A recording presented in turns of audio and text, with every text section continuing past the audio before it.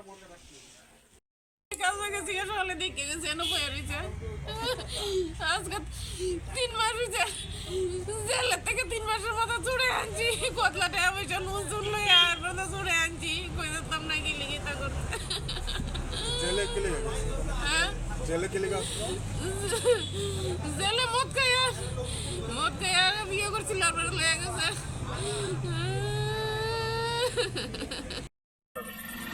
খবর পাওয়া হইলো যে এখানে একটা অস্বাভাবিক মৃত্যু, যেমন ফাঁসি দিয়ে আত্মহত্যা করেছে মনান্দাকে সরকার। তো সেদিন সেই খবরের মৃত্যু আমরা এখানে আছি।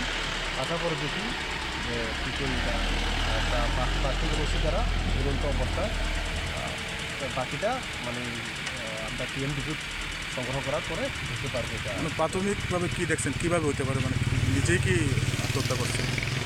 প্রাথমিকভাবে দেখা যাচ্ছে যে ইচ্ছাকৃতভাবে হ্যাঙ্গিং হয়েছে, কিন্তু তথাপি আমরা ডাইরেক্টলি বলতে পারবো না যতক্ষণ পর্যন্ত ডাক্তারের পিএমএ এক্সামিনেশন রিপোর্ট না আসে। ওর নাম কি? ওনার বয়স কত? নাম হলো ওনার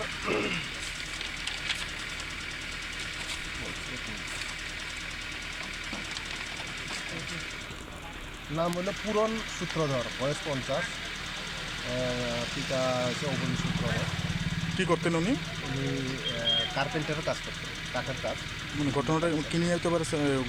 ঘরের মধ্যে কি কোনো এরকম? প্রাথমিকভাবে ওনার ছেলে এবং পরিবারজন বলছে যে উনি অতিরিক্ত ড্রিঙ্ক করতো, প্লাস পারিবারিক আর্থিক সংকট, এই কারণে মনে হয় আত্মহত্যা করেছে এমন ওনারা করতেন।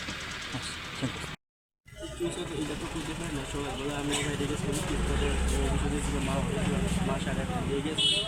আমি 9টার থেকে বাইরে গেছি, বাইরে থেকে বাইরে গেটে তাল দিয়ে গেছি, বাবুর সঙ্গে বাইরে আসলাম। তারপর বাবুর আমি ফোন করছি যে বাবু আমি গেছি গিয়া, তুমি বাইরে তাই চাবিটা বিয়ানো রেখে গেছি গেটের সামনে, এবার বড় বিয়ানো রেখে গেছি, তুমি আর সেটা বারটা খাও। যে কথা করে আমি অফিসে গেছিলাম, বাবু আচ্ছা ঠিক আছে। এখন দুপুরে আমার কিছু ফোন করছে, কিছু আমরা বাড়িতে এসে বাবুটাকে কথা বলে গেছে। তো তুই অফিস থেকে আয় করিস? আমি বলছি ঠিক আছে। আমি অফিসে গিয়েছি, অফিসে গিয়েছিলাম, মালটাল রয়েছে আমি বাইরে তো দাদা তারা আসতে পারি দাদা মাছ ধুইতে আছে। আমি এবার দিকে দরজা লাগিয়ে রাখছি, দরজা খুলে ডালতেছি, দরজা খুলে না দাদা অনেক দেখতেছি কিছু ব্যাপারে। আমি দাদা জানলা দিয়ে যাওয়া যাবে, কারণ আমি এলো নতুন হয়েছি, যাই না এসে 10-15 দিন মনে হয়। এরপরে দাদা গেছে যাওয়া যাবে, গিয়েছি গিয়ে জানলা দিয়ে ঢুকছি, উনি কি করতো? কাজের কাজ করতো। কি নিয়ে, মানে কোনো ঝগড়াঝাটি গিয়েছে? আমরা কোনো ঝগড়াটা দিয়েছি না, জেলে করতো, জেলের থেকে বেরিয়ে গেছে, ভুল কেস দিয়েছে, ফাঁসি দিয়েছে, জেলে পাঠাচ্ছে বাবা। আচ্ছা, তোমরা কি এখানে ভাড়া থাকো না? বাড়াতে আমরা মেন বাড়ি জেলে নেবো, ওদিকে থাকতে এনে পরে আয় বসি এদিকে এসে বেশি দিন এসে নেই। কি কেসে উনি?